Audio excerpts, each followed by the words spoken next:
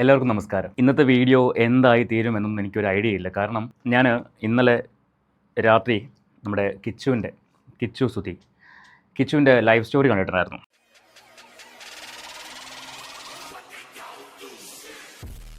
എനിക്ക് തോന്നുന്നു ഇത് ഓൾമോസ്റ്റ് എല്ലാവരും ചെയ്തൊരു കോണ്ടൻറ്റാണ്. കഴിഞ്ഞ 2-3 ദിവസമായിട്ട് ഞാൻ അവരുടെ ടോപ്പിക് എടുക്കുന്നില്ല. ഇപ്പോൾ അവരുടെ അബോർഷൻ അങ്ങനെയുള്ള സംഭവങ്ങളൊന്നും ഞാൻ എടുക്കാതെ വിട്ടുകൊണ്ടിരിക്കുകയായിരുന്നു.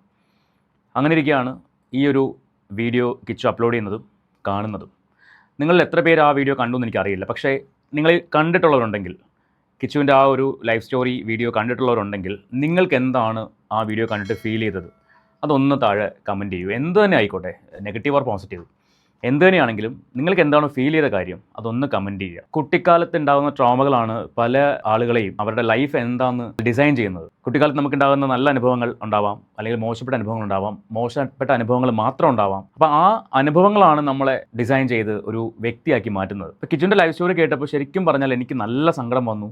എൻ്റെ കണ്ണ് നിറഞ്ഞു പോയി. ആ കണ്ണ് നിറഞ്ഞിരുന്ന സമയത്താണ് എനിക്കൊരു കോൾ വരുന്നത്. എന്നെ വിളിച്ചത് ഷഫീനേച്ചയായിരുന്നു. ആ ചേച്ചിയും ആ വീഡിയോ കണ്ടിട്ട് ചേച്ചി ഭയങ്കര കരച്ചിലായിരുന്നു. മോനെ, എനിക്ക് കിച്ചുവിനോട് സംസാരിക്കാൻ പറ്റില്ല ഈ ഒരു സിറ്റുവേഷനിൽ, നീ ഒന്ന് വിളിക്കുമെന്ന് ചോദിച്ചു. ഞാൻ ചേച്ചി എൻ്റെ നമ്പർ ഇല്ല കിച്ചുവിൻ്റെ. അപ്പോൾ നമ്പർ ഞാൻ കളക്ട് ചെയ്തരാമെന്ന് പറഞ്ഞിട്ട് ചേച്ചി കളക്ട് ചെയ്ത് തന്നു. അപ്പോൾ ഞാൻ കിച്ചുവിനെ വിളിച്ച് ഞാൻ ആദ്യം ചോദിച്ചത്, കിച്ചു ഓക്കെ ആണോ? എന്നെ ഞങ്ങൾ തമ്മിൽ സംസാരിച്ചില്ല കേട്ടോ, ഫസ്റ്റ് ടൈമാണ്.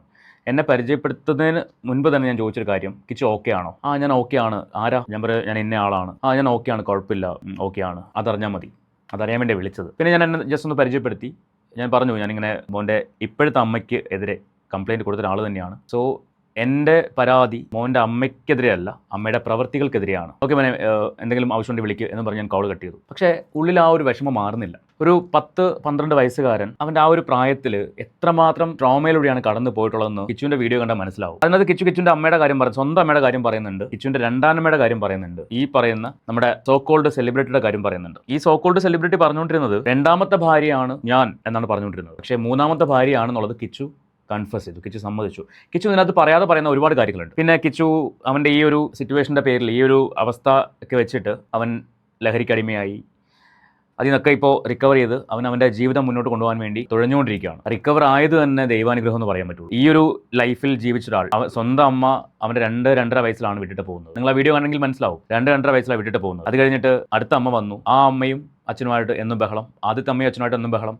ഈ ബഹളങ്ങൾ മാത്രമാണ് ഇവൻ കാണുന്നത്. ഇവൻ്റെ കുട്ടിക്കാലമാണ്. ഈ കുട്ടിക്കാലത്ത് ഈ കുട്ടികളുടെ മനസ്സിലേക്ക് കയറുന്ന കാര്യങ്ങൾ എന്ന് പറയുന്നത്, അല്ലെങ്കിൽ കിച്ചുവിൻ്റെ മനസ്സിലേക്ക് കയറിയ കാര്യങ്ങൾ എന്ന് പറയുന്നത് ഈ തമ്മിലടിയും ബഹളവും മാത്രമാണ്. ഓട്ടോമാറ്റിക്കായിട്ട് അവനെ ടേക്ക് കെയർ ചെയ്യാൻ ആരുമില്ല. അവൻ്റെ ആകെ ആശ്രയം എന്ന് പറയുന്ന അച്ഛൻ മാത്രമായിരുന്നു. ഈ സാഹചര്യത്തിൽ മൂന്നാമത്തെ അമ്മ കയറി വരുന്നു. മൂന്നാമത്തെ അമ്മ ആദ്യമൊക്കെ നല്ല കമ്പനി ആയിരുന്നു എന്ന് പറയുന്നു. അത് കഴിഞ്ഞ് പിന്നുള്ള കാര്യം, നമുക്കിപ്പോൾ ആദ്യത്തെ 2 അമ്മമാരുടെ കാര്യം വിട്ടേക്കാം, കാരണം അവർ ഈ പിക്ചറിലില്ല. മൂന്നാമത്തെ അമ്മയാണല്ലോ ഇപ്പോൾ ഞാനാണ് സുധിയുടെ ഭാര്യ എന്നും പറഞ്ഞ് നെകളിച്ച് നടക്കുന്നത്. ആ അമ്മയിൽ നിന്നും ആ അമ്മയുടെ വീട്ടുകാരിൽ നിന്നും കിച്ചുവിനുണ്ടായ മോശപ്പെട്ട അനുഭവങ്ങൾ അവനത് എല്ലാം ഒന്നും പറയുന്നില്ല. ശരിക്കും ആ വീഡിയോ കാണുമ്പോൾ ലിറ്ററലി പറയുവാണെങ്കിൽ ഞാൻ ആദ്യം വിചാരിച്ചൊരു കാര്യം, ഈ വീഡിയോ വന്ന സമയത്ത്, വീഡിയോ കാണുന്നതിന് മുമ്പ് ഞാൻ വിചാരിച്ചൊരു കാര്യം, ഇപ്പോൾ ഇവൻ ഇങ്ങനെ ഒരു വീഡിയോ ചെയ്യാനുള്ള കാരണം എന്താണ്? ഈ രേണുവിന്റെ അബോർഷന്റെ വിഷയം മുക്കാൻ വേണ്ടിയാണോ? ആ വിഷയം ഇനി ആരും സംസാരിക്കാതിരിക്കാൻ വേണ്ടിയാണോ കിച്ചു ഇങ്ങനെ ഒരു വീഡിയോ ചെയ്തെന്നാണ് ഞാൻ ആദ്യം വിചാരിച്ചത്. സത്യസന്ധമായിട്ട് പറയാമല്ലോ. പക്ഷേ ആ വീഡിയോ കണ്ടു കഴിഞ്ഞപ്പോൾ അത് ഒരു സ്ക്രിപ്റ്റഡോ അല്ലെന്ന് മനസ്സിലായി. അവൻ്റെ ഉള്ളിൽ നിന്ന് പറയുന്ന കാര്യങ്ങളാണെന്ന് മനസ്സിലായി. അവന്റെ തെറ്റ് സംഭവിച്ചതുപോലെ അവൻ തുറന്ന് സമ്മതിക്കുന്നുണ്ട്. എനിക്ക് സംഭവിച്ചു പോയി, ഞാൻ അങ്ങനെ എന്ന് അവൻ സമ്മതിക്കുന്നുണ്ട്. ഇപ്പോൾ അവൻ ലൈഫ് ഒന്ന് ഒരു കരക്കെത്തിക്കാൻ വേണ്ടി തുഴഞ്ഞുകൊണ്ടിരിക്കുകയാണ്. നമുക്ക് എന്തായാലും ഈ രേണുവിന്റെ രംഗപ്രവേശനത്തിന് ശേഷമുള്ള കാര്യങ്ങൾ കിച്ചു പറയുന്നത് കേട്ട് നോക്കാം.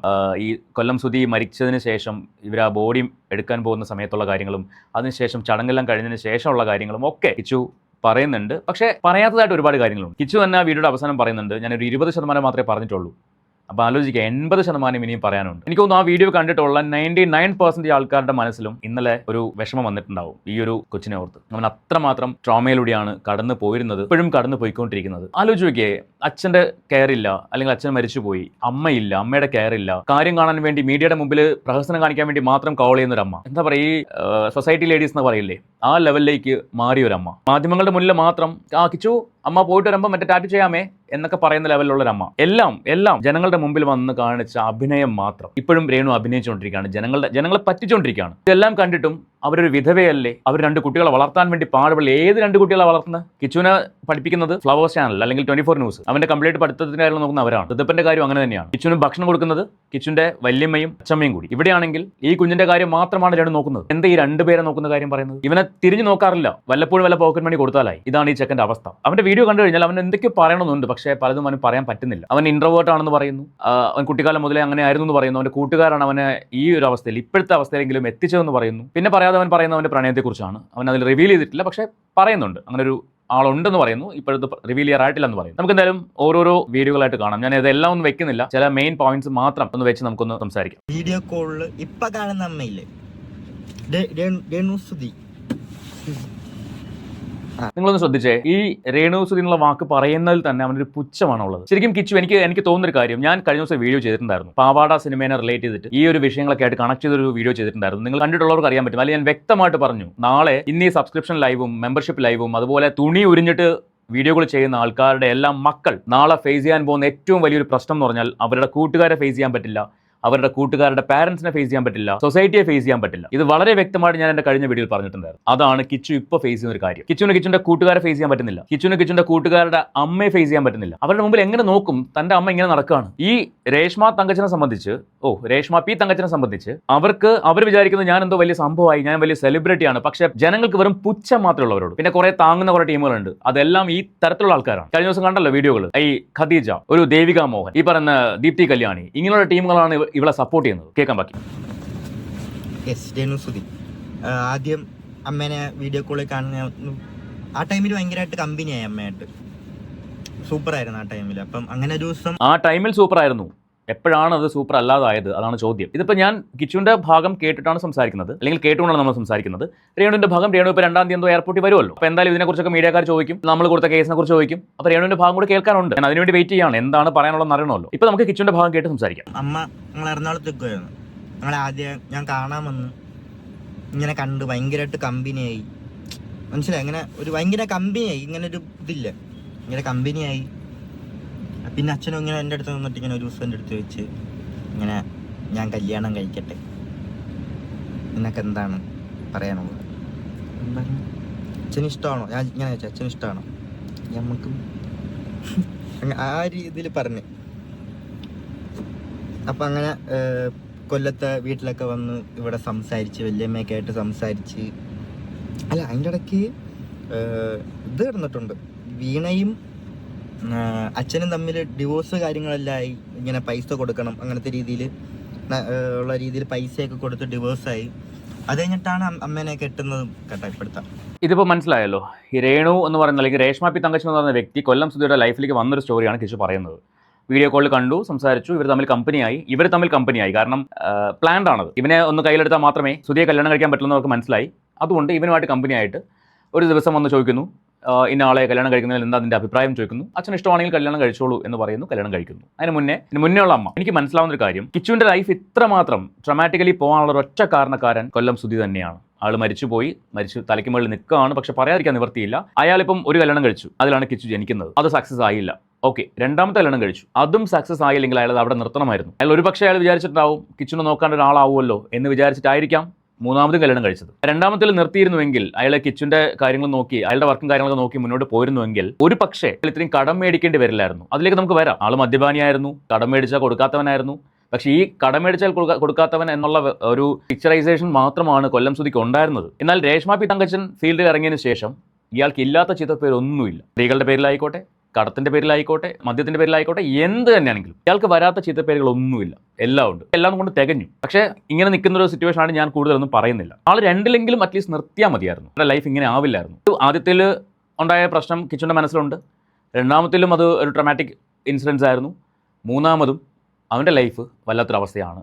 അവൻ പറയുന്നത് ആ വീഡിയോയ്ക്കകത്ത് 3 വർഷത്തോളം അവൻ കമ്പ്യൂട്ടറുമായിട്ട് അവൻ്റെ റൂമിൽ ഇരിക്കേണ്ടി വന്നിട്ടുണ്ടെന്ന്. ആരും അവനോട് മിണ്ടുന്നില്ല, അവനോട് അടുക്കുന്നില്ല, അവനാരും കെയർ ചെയ്യുന്നില്ല. ആലോചിച്ച് നോക്കി, ആ ഒരു ഏജിൽ, ആ ഒരു പ്രായത്തിൽ ആ ചെക്കൻ എന്ത് ചെയ്യണം? കെയർ വേണ്ട സമയത്ത് കെയർ ചെയ്യാൻ ആളില്ല. എല്ലാം അച്ഛനായിരുന്നു. പക്ഷേ ഈ വീണയുടെ ഫാമിലി ആണെങ്കിലും വീണയാണെങ്കിലും കിച്ചുവിനെ ഇഷ്ടമല്ലാത്തതുകൊണ്ട് അടുപ്പിച്ചിട്ടില്ല. ഇപ്പുറത്ത് വന്നപ്പോഴോ അതും അവസ്ഥ അതൊക്കെ തന്നെയാണ്. ബാക്കിയേക്കാം. എല്ലാവരും കൊല്ലത്ത് നിൽക്കുന്നു. അതിൻ്റെ ഇടയ്ക്ക് കൊല്ലത്ത് വെച്ചിട്ട് ചെറിയൊരു വഴക്കായി. ഞങ്ങൾ കോട്ടയം പോകുന്നു.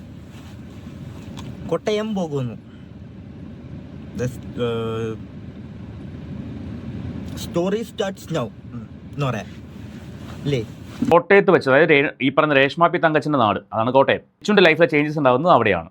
അതായത് കിച്ചുവിൻ്റെ ലൈഫ് ഒരു മോശപ്പെട്ട അവസ്ഥയിലേക്ക് മാറാൻ തുടങ്ങിയത് അവിടെ വെച്ചിട്ടാണ്. ഞാൻ നേരത്തെ പറഞ്ഞ പോലെ ആരും കെയർ ചെയ്യുന്നില്ല, ആരും അവനെ ശ്രദ്ധിക്കുന്നില്ല. ആകെയുള്ളത് അച്ഛൻ മാത്രമാണ്, അച്ഛൻ്റെ കെയർ മാത്രമാണുള്ളത്. പക്ഷേ ഒരു സമയത്ത് അച്ഛനും കെയർ ചെയ്യാൻ പറ്റാത്തൊരവസ്ഥ വന്നു. അതേക്കുറിച്ച് കേൾക്കാം. ഈ മൊത്തം എന്ന് പറഞ്ഞാൽ ഞാൻ, അച്ഛൻ, അമ്മ, ഋതപ്പൻ, അമ്മയുടെ ചേച്ചി, അളിയൻ, അതായത് രമ്യ ചേച്ചി, അളിയൻ, അവളുടെ 2 മക്കള്, പപ്പ, അമ്മ, ഇവരെ ഇത്രയും പേരുടെ ചിലവ് അച്ഛൻ ഒറ്റയ്ക്ക് നോക്കിക്കൊണ്ടിരിക്കുന്നത്. എപ്പോഴും നമ്മൾ കേൾക്കുന്ന ഒരു കാര്യമാണ്, കൊല്ലം സുധി കടം മേടിച്ചാൽ കൊടുക്കില്ല, കടം മേടിച്ചിട്ട് തിരിച്ചു കൊടുക്കാൻ കഴിഞ്ഞിട്ടില്ല, ഒരുപാട് പേർക്ക് ഇപ്പോഴും കാശ് കൊടുക്കാനുണ്ട് എന്നൊക്കെ പറഞ്ഞ് നമ്മൾ ഒരുപാട് കേട്ടിട്ടുണ്ട്. അതിൻ്റെ കാരണം നിങ്ങൾക്കിപ്പോൾ മനസ്സിലായല്ലോ. 10 പേരടങ്ങുന്നൊരു കുടുംബത്തെ ഒറ്റയ്ക്ക് കൊണ്ട് പോയിരുന്ന ഒരാൾ, ആ കുടുംബത്തിൻ്റെ മുഴുവൻ ഉത്തരവാദിത്വവും ഇയാൾ ഏറ്റെടുത്തു. എനിക്ക് മനസ്സിലാവാത്തത് ഈ രേഷ്മ പി തങ്കച്ചൻ്റെ അച്ഛൻ തങ്കച്ചൻ, അതുപോലെ ഈ രേഷ്മയുടെ ചേച്ചിയുടെ ഹസ്ബൻഡ്, ഇവനൊന്നും ആണല്ലേ, അല്ലെ ആണുങ്ങളല്ലേ? പണിയെടുത്ത് കെട്ടികൾക്കും പിള്ളേർക്കും കൊടുക്കാൻ ഇവനൊന്നും ആരോഗ്യമില്ലേ? ഒരു മനുഷ്യൻ അവൻ്റെ നടുവ് ഒടിച്ച് ഈ 10 എണ്ണത്തിന് നോക്കണം, പിന്നെ എങ്ങനെ കടം വാങ്ങാതിരിക്കും? ഇത് തിരിച്ചു കൊടുക്കാൻ പറ്റണ്ടേ? വർക്ക് വേണ്ടേ? കാരണം മിമിക്രിയാണ്, സ്റ്റേജ് പ്രോഗ്രാമിൽ കുറയും. കോവിഡ് ടൈമിന് സ്റ്റേജ് പ്രോഗ്രാം ഇല്ല. അയാൾക്കത് പുറത്ത് പറയാൻ പറ്റുമോ? പറ്റത്തില്ല. മെയിൻ കാരണം കുടുംബവുമായിട്ടുള്ള ഒരു അലയൻസ് ഇയാളുടെ ലൈഫിൻ്റെ താളം തെറ്റിച്ചു, അങ്ങനെ തന്നെ പറയേണ്ടി വരും. അയാളെ മുച്ചൂട് മുടിച്ചു എന്ന് വേണമെങ്കിൽ പറയേണ്ടി വരും. ഈ കുടുംബം അയാളെ മുച്ചൂട് മുടിച്ചു. ഇയാൾ മരിച്ചതിന് ശേഷം, ഈ കൊല്ലം സുധി മരിച്ചതിന് ശേഷം ലക്ഷക്കണക്കിന് രൂപ ഇവരുടെ അക്കൗണ്ടിലേക്ക് വന്നു എന്ന് കേട്ടിട്ടുണ്ട്. ഈ കാശൊക്കെ എവിടെയാണെന്ന് അറിയില്ല. ശരിക്കും ഈ രേഷ്മ പി തങ്കച്ചനെ ഉപയോഗിച്ചുകൊണ്ട് ഈ ഇത്രയും ആൾക്കാർ, ഈ രേഷ്മയുടെ അച്ഛൻ, അമ്മ, സഹോദരിയുടെ ഹസ്ബൻഡ്, സഹോദരിയുടെ പിള്ളേർ, ആ കുഞ്ഞ്, ഇളയ കുഞ്ഞ്, ഇത്രയും പേര് ജീവിച്ചുകൊണ്ടിരിക്കുക. ഇപ്പോൾ അതുകൊണ്ടാണ് അവൾ എന്ത് തോന്നിവാസം കാണിച്ചാലും അവരൊരു അക്ഷരം മിണ്ടാത്തത്. നമ്മൾ പലപ്പോഴും പറയാറുണ്ട്, അച്ഛന് വേണ്ടിക്കൂടെ, അച്ഛൻ പറഞ്ഞ് വിലക്കിക്കൂടെ, അമ്മയ്ക്ക് പറഞ്ഞ് വിലക്കിക്കൂടെ എന്ന് പറയാറുണ്ട്, അല്ലെങ്കിൽ ചേച്ചിക്ക് പറഞ്ഞ് വിലക്കിക്കൂടെ എന്നൊക്കെ പറയാറുണ്ട്. പക്ഷേ അവർ മിണ്ടാത്തതിന് കാരണം അവർക്ക് പൈസ മതി. മോളെ എങ്ങനെ പോയിട്ട് ഉണ്ടായിക്കൊണ്ട് വന്നാലും പൈസ മതി. സബ്സ്ക്രിപ്ഷനിൽ തുണി ഉരിഞ്ഞ് കാണിച്ചോ, എന്ത് മണ്ണാങ്കട്ടം കാണിച്ചിട്ടാണെങ്കിലും ഞങ്ങൾക്ക് കാശ് കിട്ടിയാൽ മതി. ഇതാണ് അവരുടെ ആറ്റിറ്റ്യൂഡ്. കേൾക്കാം. ബട്ടം വല്ല പ്രാങ്ക് വല്ലതാണോ? അത് എനിക്കങ്ങോട്ട് ഒരു അക്സെപ്റ്റ് ചെയ്യാൻ പറ്റുന്നില്ല. എനിക്ക് അവിടെ ചെന്നാലേ എനിക്ക് ഇനി ഒരു സമാധാനം കിട്ടത്തുള്ളൂ. എനിക്ക് ചെല്ലണം. അപ്പോഴത്തേക്കും കാറിങ്ങനെ പൊക്കോണ്ടിരിക്കാൻ നേരത്ത് ഇവര് അടിച്ചുപൊളിയാ പോകുന്ന വഴിക്ക്. മനസ്സിലായോ? കൊല്ലം സുധി മരിച്ച സമയത്ത് ബോഡി കാണാൻ വേണ്ടി പോകുന്നതാണ്. അതായത് 24 ഇന്ന്, അല്ലെങ്കിൽ ഫ്ലവേഴ്സ് ഇന്ന് അനൂപേട്ടൻ, സ്റ്റാർ മാജിക്കിൻ്റെ ഡയറക്ടർ അനൂപേട്ടൻ വിളിച്ച് അറിയിച്ച പ്രകാരം ഇവർ ബോഡി കാണാൻ വേണ്ടി പോവാണ്. പോകുന്ന സമയത്തുള്ള കാര്യങ്ങളാണ് പറയുന്നത്. പോകുന്ന വഴിക്ക് ഹോട്ടലിൽ കയറി ഫുഡ് കഴിച്ചിട്ട് ആണ് ഇവർ പോകുന്നത്. 5 സ്റ്റാർ ഹോട്ടലിൽ കയറി ഫുഡ് കഴിച്ചിട്ട് പോകുന്നു. ഇതൊക്കെ എന്ത് പറയും? എന്ത് കുടുംബമാണ് ഇവരുടെ? ഒരു മനസാക്ഷിയില്ലാത്ത കുറേ എണ്ണം, വൃത്തികെട്ട കുറേ ജന്മങ്ങൾ, പറയാണ്ടിരിക്കാൻ വയ്യ. ഇത്രയും വൃത്തികെട്ട ഒരു ഫാമിലി ഞാൻ കണ്ടിട്ടില്ല. ഒരു 5 സ്റ്റാർ ഹോട്ടലിൽ ഞാൻ ഇങ്ങനെ ഇരിക്കുക, എന്തോ ചെയ്യണമെന്ന് അറിയത്തില്ല. എനിക്ക് എൻ്റെ മനസ്സിൽ വരുന്നതെന്ന് വെച്ച് കഴിഞ്ഞാൽ ഞാൻ അങ്ങോട്ട് എന്തോ ചെയ്യും. ഋതപ്പനെ ഞാൻ എങ്ങനെ നോക്കും? എനിക്ക് ഇതൊക്കെ ഭ്രാന്തടിച്ച് ഇങ്ങനെ എന്തോ ചെയ്യണമെന്ന് അറിയത്തില്ല. എനിക്ക് സ്റ്റക്കായി ലൈഫ്, ഇങ്ങനെ നിൽക്കുക. എന്തോ അങ്ങോട്ട് എങ്ങനെ ഒന്നും അറിയത്തില്ല. ഇങ്ങനെ നിൽക്കുക. ഇവര് 5 സ്റ്റാർ ഹോട്ടലിൽ കയറി ഫുഡ് കഴിക്കുന്നുണ്ട്. തുപ്പലിറക്കാൻ പറ്റുന്നില്ല എനിക്ക്. ഒന്നും മിണ്ടാതെ എനിക്ക് അന്നോട്ട് തുടങ്ങിയത് എനിക്കൊന്നും റെസ്പോൺസ് ചെയ്യാൻ പറ്റുന്നില്ല. എനിക്ക് ഒന്നിനോടൊന്നും ഭയങ്കരമായിട്ട് ഒറ്റടി ഇങ്ങനെ എന്തോ ആയിപ്പോയി. ഞാൻ ഹോട്ടലിൽ കയറുന്നു, ഫുഡ് കഴിക്കുന്നു, വീണ്ടും പോകുന്നു, ആശുപത്രി എത്തുന്നവരെ ചിന്തിക്കും ഇതൊക്കെ ഒരു പ്രാങ്ക് എന്നായിരിക്കണേ, അങ്ങനെ എന്തെങ്കിലുമൊക്കെ ആയിരിക്കണേ. പക്ഷെ പോകുന്ന വഴിക്ക് ഒരു ന്യൂസ് ഇട്ടേക്കുക, ന്യൂസിനകത്ത് കണ്ട്. പക്ഷെ എനിക്ക് അപ്പോഴും എനിക്ക് അങ്ങോട്ട് അക്സെപ്റ്റ് ചെയ്യാൻ പറ്റുന്നില്ല. എന്തോ നേരെ ചെന്ന ആദ്യ അച്ഛനെ അവിടെ പോയി കണ്ട് ഇങ്ങനെ അകത്ത് ഒരു ആൾക്കാരൊക്കെ ഉണ്ട്. ആൾക്കാർ ഇങ്ങനെ കൊണ്ടുവന്ന് ഒരു റൂം ഇങ്ങനെ തുറന്നപ്പോഴത്തേക്കും ഇങ്ങനെ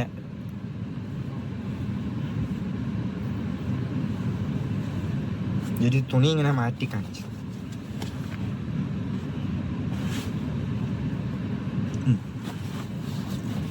അപ്പം ഇതായി മനസ്സിലായി.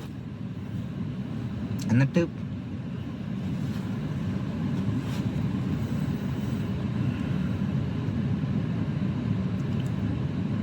എന്തോ ചെയ്യണമെന്ന് ഇങ്ങനെ അറിയത്തില്ല. അങ്ങോട്ട് എന്തോ ഇതാവും. അച്ഛൻ മരിച്ച കഥയാണ് അവൻ പറയുന്നത്. അച്ഛൻ്റെ ബോഡി ആദ്യമായിട്ട് കാണാൻ പോയ കഥയാണ് പറയുന്നത്.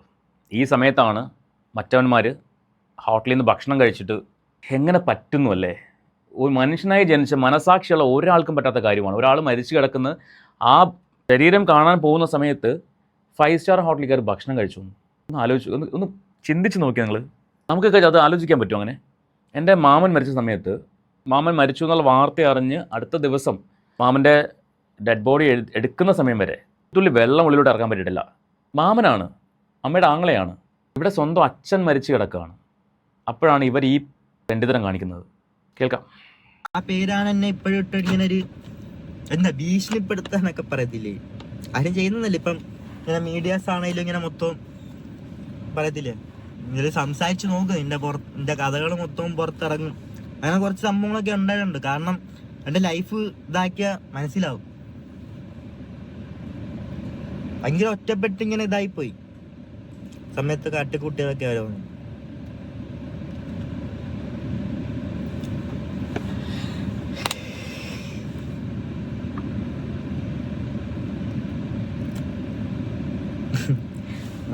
അങ്ങനെയൊക്കെ വന്ന് ഇവിടെ വന്ന് ഓക്കെ ആയി. ജീവിതത്തിൽ എല്ലാവരും ഉണ്ടായിട്ടും ആരുമില്ലാത്തവനെ പോലെ ജീവിക്കേണ്ടി വരുന്നൊരവസ്ഥ.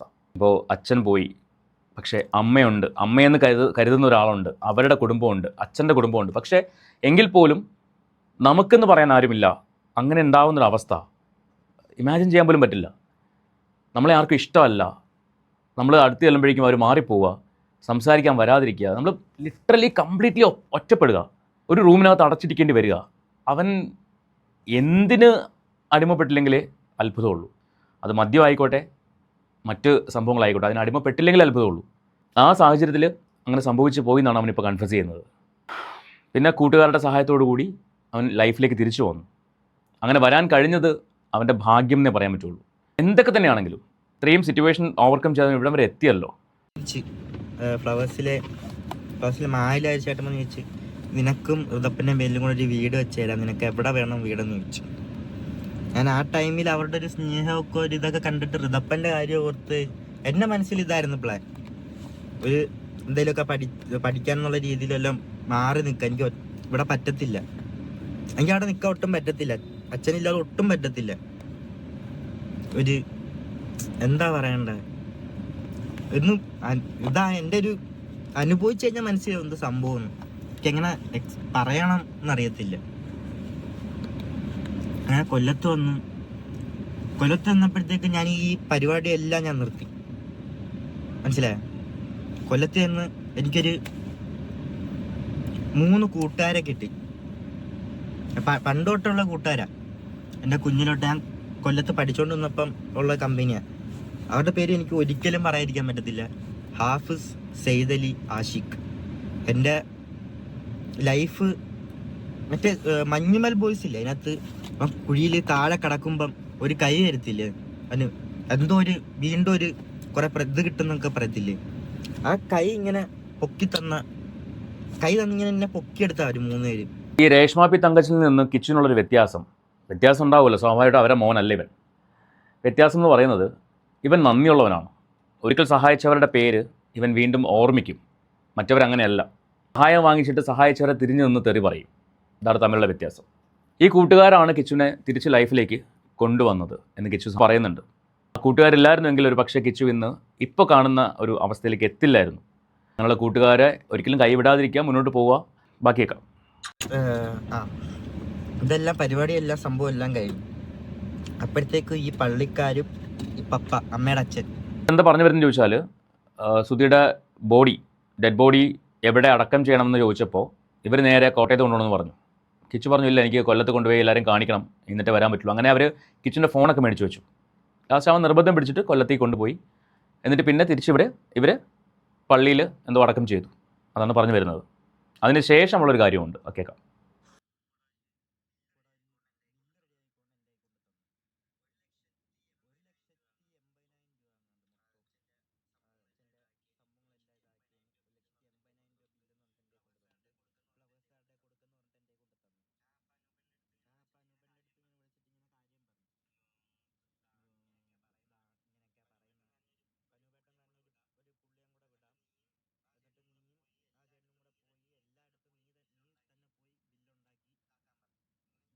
ചാനലുകാർക്ക് മനസ്സിലായി ഈ കുടുംബത്തിൻ്റെ സ്വഭാവം എന്താണെന്നുള്ളത്. ഈ പൈസ കൊടുത്തു കഴിഞ്ഞാൽ അതും കൂടി അവരങ്ങ് വഹിക്കും. അതുകൊണ്ടാണ് കിച്ചുവിനെ ഏൽപ്പിച്ചിട്ട് നീ തന്നെ കൊണ്ടുപോയി എല്ലാവർക്കും കൊടുക്കാൻ വേണ്ടി അനുവേട്ടൻ പറഞ്ഞത്. കാര്യം മനസ്സിലായല്ലോ. അത്രയും ഫ്രോഡ് ഫാമിലിയാണ്. പൈസയ്ക്ക് വേണ്ടി എന്ത് തറപ്പണിയും ചെയ്യുന്ന ഫാമിലി. അത് ഇനി സമ്മതിക്കാതിരിക്കാൻ പറ്റില്ല, അല്ലെങ്കിൽ പറയാതിരിക്കാൻ പറ്റില്ല. പൈസയ്ക്ക് വേണ്ടി എന്ത് തറപ്പണിയും ചെയ്യുന്നൊരു കുടുംബം. എന്ത് പണിയെടുത്തും പൈസയും കൊണ്ട് വന്നാൽ മതി മോള്, അങ്ങനെ ചിന്തിക്കുന്നൊരു ഫാമിലി. എനിക്ക് അവളുടെ ചേച്ചിയുടെ ഹസ്ബൻഡിൻ്റെ കാര്യമാണ് ഓർക്കുമ്പോൾ പൊട്ടിക്കാനാണ് തോന്നുന്നത്. പണിക്കും പോകത്തില്ല, അങ്ങനെ ഒരുത്തനാണെന്ന് പറയുന്നു. അങ്ങനെ ഞാനും മായിൽ വർക്ക് ചെയ്യുന്ന ഒരു ചേട്ടനാണ്, ആ ചേട്ടനും കൂടെ വന്ന് ഞങ്ങൾ എന്തൊക്കെ ഇതൊക്കെ ചെയ്തിട്ടുണ്ട് അതെല്ലാം അവിടെ ഇവിടെ പോയി എല്ലാവരും ബില്ല് റെഡിയാക്കി. 89,000 രൂപ എങ്ങാണ്ടാന്ന് തോന്നുന്നു മൊത്തം. ഞാൻ ഡയറക്റ്റ് തന്നുകൊണ്ട് എല്ലാവരും ഇങ്ങനെ പൈസയൊക്കെ കുറച്ച് തന്നു. ഇങ്ങനെ മൊത്തം ഒരു 89 രൂപ എങ്ങാണ്ട് ബില്ലായി. അത് ഞാൻ ഇട്ട് കൊടുത്ത് ഫ്ലവേഴ്സുകാർ, അത് അനൂപേട്ടനും എല്ലാവരും കൂടെ ചെയ്ത് അതെല്ലാം പൈസ എല്ലാം ക്ലിയർ ചെയ്ത് എല്ലാം കഴിഞ്ഞ് ഒറ്റയ്ക്കായി ഞാൻ. ആ ടൈമിൽ ആദ്യമൊക്കെ അമ്മ എല്ലാവർക്കും ഭയങ്കര സ്നേഹമായിരുന്നു എന്നോട്. ആ ടൈമിൽ അച്ഛൻ മരിച്ച ടൈമിൽ ഞാൻ വെച്ച് ഒരു സ്നേഹം ഇങ്ങനെ കിട്ടുന്നുണ്ട്. അച്ഛൻ മരിച്ച സമയത്ത് സ്നേഹം കാണിക്കും, കാരണം ഇൻഷുറൻസ് കിട്ടണമല്ലോ. ഇൻഷുറൻസ് കിട്ടണം, പിന്നെ ഈ വീട് കിട്ടണം. ഇതൊക്കെ കിട്ടണമെങ്കിൽ കിച്ചു കൂടെ നിന്നാലേ പറ്റുള്ളൂ. കിച്ചുവായിട്ട് ഒരു പ്രശ്നമില്ല, കിച്ചുവുമായിട്ട് എപ്പോഴും സഹകരണമാണ് എന്ന് കാണിച്ചാൽ മാത്രമേ ജനങ്ങളുടെ സപ്പോർട്ട് കിട്ടുള്ളൂ, ജനങ്ങളുടെ സഹതാപം നേടാൻ പറ്റുള്ളൂ. അതുകൊണ്ട് സ്നേഹം കാണിക്കും, അവർക്ക് കാര്യം നേടണം. പിന്നെ വാടകയ്ക്ക് താമസിച്ചിരുന്ന ചേച്ചിനെയും കുടുംബത്തെയും അങ്ങോട്ട് വലിച്ച് കയറ്റണം. ഇതിനൊക്കെ വേണ്ടി കിച്ചു കൂടെ നിന്നാലേ പറ്റുള്ളൂ. അതുകൊണ്ട് സ്നേഹം കാണിച്ചു. ബാക്കി എന്തോ എല്ലാ കാര്യത്തിനും എൻ്റെ കൂടെ ഇങ്ങനെ ആൾക്കാരുണ്ട്. പക്ഷെ അത് പിന്നെ കുറച്ച് കഴിഞ്ഞപ്പോഴത്തേക്കും അതും ഇല്ല. എനിക്കെന്തോ ചെയ്യണമെന്ന് അറിയത്തില്ല സത്യം പറഞ്ഞാൽ. ഡ്രഗ്സിനോട് ഭയങ്കരമായിട്ട് ഞാൻ അഡിക്റ്റ് ആയിപ്പോയി ആ ടൈമിൽ. എനിക്ക് എന്തോ ചെയ്യണം. ഒരു ഒറ്റയ്ക്ക് ഇരുന്ന് കഴിഞ്ഞാൽ അച്ഛനായിട്ട് ഞാൻ കുറച്ച് ഇങ്ങനെ പണ്ട് അടിയൊക്കെ ഉണ്ടാക്കിയിട്ടുണ്ട്. എനിക്ക് അതൊക്കെയായിരുന്നു എൻ്റെ ഒരു ടൈമിൽ കണ്ണടയ്ക്കാം. എനിക്ക് രാത്രി ഉറക്കമില്ല. കേട്ടിട്ടുണ്ട് ഈ ഒരു കാര്യം, കിച്ചു സുധീനെ തല്ലിയിട്ടുണ്ടെന്നൊക്കെ പറഞ്ഞ് പിടിച്ച് തള്ളിയിട്ടുണ്ടെന്നൊക്കെ പറഞ്ഞിട്ട് കേട്ടിട്ടുണ്ട്. അപ്പോൾ അതൊക്കെയാണ് അവൻ ഓർക്കുന്നത്. അങ്ങനെയൊക്കെ ചെയ്തു പോയല്ലോ ആ സമയത്ത്. നമുക്കിത് ആലോചിക്കുമ്പോഴേ ആ ഒരു പ്രായത്തിൽ ഇത്രയൊക്കെ അനുഭവിച്ചൊരു പയ്യൻ പിന്നെ എന്താ ചെയ്യുക? അവൻ്റെ മൈൻഡ് ഇങ്ങനെ ആയില്ലെങ്കിൽ അത്ഭുതമുള്ളൂ. അവൻ ക്രിമിനൽ ആവാത്തത് ഭാഗ്യം. ഇവൻ്റെ മൈൻഡ് സെറ്റ് ഒരു ക്രിമിനൽ മൈൻഡ് സെറ്റിലേക്ക് പോകാത്തത് പണ്ട് എന്തോ ആരോ ചെയ്ത പുണ്യത്തിൻ്റെ പേരിലാണ്. അങ്ങനെയാണ് എനിക്ക് തോന്നുന്നത്. ഓക്കെയാണ്, ഒരു കാര്യമില്ല. ഞാൻ കൊല്ലത്ത് ഹാപ്പി ആയിട്ട് ഇപ്പോൾ പോവുക. പിന്നെ അമ്മയുടെ കാര്യം ഇപ്പോൾ നോക്കുകയാണെങ്കിൽ അമ്മ അങ്ങനെ പോകുന്നത് എനിക്ക് ഞാൻ ഇപ്പം മനസ്സിലായില്ല. ആ ഒരു കണക്ഷനാണ് ഞങ്ങൾ. അമ്മ വിളിക്കുന്ന വെച്ചാൽ അമ്മ എന്തെങ്കിലും അമ്മയുടെ കാര്യത്തിന് എന്തെങ്കിലുമൊക്കെ ഒരു കണക്ഷൻ ഇല്ല അങ്ങനെ ഞങ്ങൾ തമ്മിൽ. എന്തെങ്കിലും ഒരു ആവശ്യം അങ്ങനത്തെ ഒരു ഇത് മാത്രമേ ഉള്ളൂ. പക്ഷേ രേഷ്മ പി തങ്കച്ചൻ മാധ്യമങ്ങളുടെ മുന്നിൽ വന്ന് പറയുന്നത് അങ്ങനെ അല്ല. കിച്ചു അവന് ഞങ്ങൾ ഇടയ്ക്കിടയ്ക്ക് വിളിക്കാറുണ്ട്, ഞങ്ങൾ എപ്പോഴും വിളിക്കാറുണ്ട്, അവന് വേണ്ട കാശ് ഞാൻ കൊടുക്കാറുണ്ട്. എന്തൊക്കെയാണ് തള്ളി മറിച്ചിരുന്നത്? എല്ലാം അടപടലം 3G ആയില്ലേ അല്ലേ? ദുബായിൽ ആഘോഷമൊക്കെ കഴിഞ്ഞ് തിരിച്ചു വരുമ്പോൾ കുറച്ചധികം വിശേഷങ്ങളുണ്ടല്ലോ നാട്ടിൽ കേൾക്കാനായിട്ട്. അറിയുന്നുണ്ടാവുമല്ലോ, കാര്യങ്ങളൊക്കെ അറിയുന്നുണ്ടാവുമല്ലോ. സ്വന്തം മോൻ അല്ലെങ്കിൽ പോലും കല്യാണം കഴിച്ച വ്യക്തിയിലുണ്ടായ മകൻ അവൻ സ്വന്തം മോൻ തന്നെയാണ്. പക്ഷെ ഇവർക്ക് അങ്ങനെ കാണാൻ പറ്റിയിട്ടില്ല. പറ്റാത്തതിന് കാരണം എന്താണെന്ന് ഇനി അവർ വന്നാലേ അറിയുള്ളൂ. അവർ വന്ന് പറയണം എന്താ കാര്യം എന്നുള്ളത്. ഇതിപ്പോൾ ഇവൻ്റെ സൈഡാണ് കേട്ടത്. പറഞ്ഞു കേട്ടില്ലേ? എന്തുകൊണ്ട് നമ്മൾ പലപ്പോഴും പറയാറുള്ള കാര്യമാണ്, കിച്ചുവിനൊന്ന് പറഞ്ഞ് വിലക്കിക്കൂടെ, കിച്ചുവിന് ഇത്രയും പ്രായമായില്ലെന്നൊക്കെ പറയാറുണ്ട്. പക്ഷേ എന്തുകൊണ്ട് പറയാൻ പറ്റുന്നില്ല? തമ്മിൽ കണക്ഷൻ ഇല്ല, അമ്മ മകൻ ബന്ധമില്ല അവിടെ. നമ്മൾ കഴിഞ്ഞ കുറച്ച് ദിവസം മുൻപുള്ള ഒരു വീഡിയോയിലും പറഞ്ഞിട്ടുണ്ടായിരുന്നു, കിച്ചുവിനൊന്ന് പറഞ്ഞ് വിലക്കിക്കൂടായിരുന്നോ, കിച്ചുവിൻ്റെ അമ്മ തന്നെയല്ലേ എന്നൊക്കെ പറയുന്നുണ്ടായിരുന്നു. പക്ഷേ ഇപ്പോഴാണ് കാര്യങ്ങളുടെ ഒരു വ്യക്തത മനസ്സിലായത്. ഇപ്പോഴാണ് കാര്യങ്ങളൊന്നും വ്യക്തമായത്. കോൺടാക്റ്റ് ഇല്ല. വല്ലപ്പോഴും അവർക്ക് ആവശ്യമുണ്ടെങ്കിൽ, അവരുടെ ആവശ്യം എപ്പോഴാണ്? മീഡിയയുടെ മുന്നിൽ നിന്ന് സംസാരിക്കാൻ വേണ്ടി, മീഡിയയുടെ മുന്നിൽ പ്രഹസനം കാണിക്കാൻ വേണ്ടി, യാതൊരു പ്രശ്നവും ഇവർ തമ്മിൽ ഇല്ലയെന്ന് കാണിക്കാൻ വേണ്ടി. ശരിക്കും ജനങ്ങളെ പറ്റിച്ചുകൊണ്ടാണ് ഈ രേഷ്മ പി തങ്കച്ചൻ എന്ന് പറയുന്ന ഫ്രോഡ് ലേഡി, അങ്ങനെ പറയാൻ പറ്റുള്ളൂ, ഫ്രോഡ് ലേഡി ജീവിച്ചുകൊണ്ടിരിക്കുന്നത്. ജനങ്ങളെ പറ്റിച്ചുകൊണ്ട്. ഇനിയെങ്കിലും ജനങ്ങൾ മനസ്സിലാക്കണം. ഇനിയെങ്കിലും താങ്ങുന്ന കുറേ എണ്ണം ഉണ്ട്, താങ്ങി തടുക്കിട്ട് നടക്കുന്ന കുറേ എണ്ണം. ഇവളുടെ സ്വഭാവം ഇതാണ് എന്ന് കഴിഞ്ഞ കുറേ കാലങ്ങളായിട്ട് ഓരോരുത്തരും പറഞ്ഞുകൊണ്ടിരിക്കുക. ഓരോരുത്തരും നന്ദിയില്ലാത്തൊരു വ്യക്തിയാണ്, സഹായിച്ചവരെ തിരിഞ്ഞു കുത്തുന്നവരാണ്. ഇതെല്ലാം പറഞ്ഞ് യൂട്യൂബേഴ്സും എടുത്തു. പക്ഷേ ഇപ്പോൾ എല്ലാത്തിനുള്ള ഉത്തരവായി.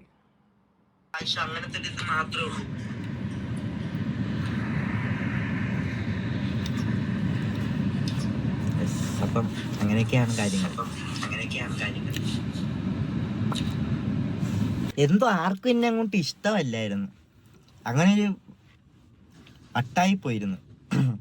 അങ്ങനെ അപ്പോഴും എനിക്ക് എന്തെങ്കിലുമൊക്കെ എൻ്റെ വിഷമങ്ങളാണേലും എന്തെങ്കിലും പറയാനായിട്ടാണെങ്കിലും എനിക്ക് വിളിക്കാനായിട്ടും അച്ഛനൊന്നും ഒരാളുണ്ട്.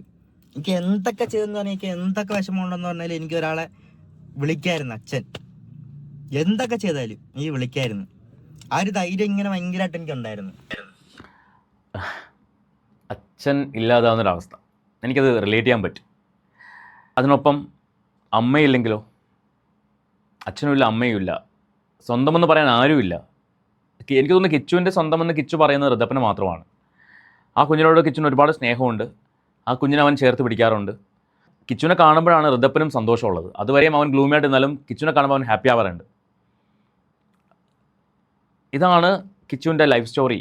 അതിൽ കുറച്ച് ഭാഗം മാത്രമേ നമ്മൾ വെച്ചിട്ടുള്ളൂ. ശരിക്കും ഞാൻ പറഞ്ഞല്ലോ, ഈ വീഡിയോ കണ്ടപ്പോൾ ഭയങ്കര സങ്കടം വന്നു. മനുഷ്യത്വമുള്ള മനസാക്ഷിയുള്ള ഏതൊരാളുടെയും കണ്ണു നിറയും. സോ നിങ്ങൾ കിച്ചുവിൻ്റെ വീഡിയോ കണ്ടിട്ടില്ലെങ്കിൽ ഉറപ്പായിട്ട് കാണണം. ഇന്ന് ഓരോ കുട്ടികളും പല ഫാമിലിയിലും അനുഭവിക്കുന്ന ട്രോമ ഇതുപോലത്തെ സിറ്റുവേഷനിലൂടെ കടന്നു പോകുന്നത് കൊണ്ടാണ്. അത് മനസ്സിലാക്കി അവരെ ചേർത്ത് പിടിക്കാൻ മാത്രമേ നമുക്ക് ചെയ്യാൻ പറ്റുള്ളൂ. ഇതിപ്പോൾ കിച്ചുവിൻ്റെ സൈഡാണ് കേട്ടത്. ഇതിൻ്റെ മറു സൈഡ് ഉണ്ടെങ്കിൽ അത് രേണു വന്ന് പറയണം. അപ്പോൾ നമുക്കത് സംസാരിക്കാം. എനിവേ, നിങ്ങൾക്ക് ഈ വീഡിയോയെക്കുറിച്ചുള്ള നിങ്ങളുടെ അഭിപ്രായം തീർച്ചയായിട്ടും കമൻറ്റ് ചെയ്യുക. നമുക്ക് മറ്റൊരു വീഡിയോയുമായിട്ട് വീണ്ടും കാണാം.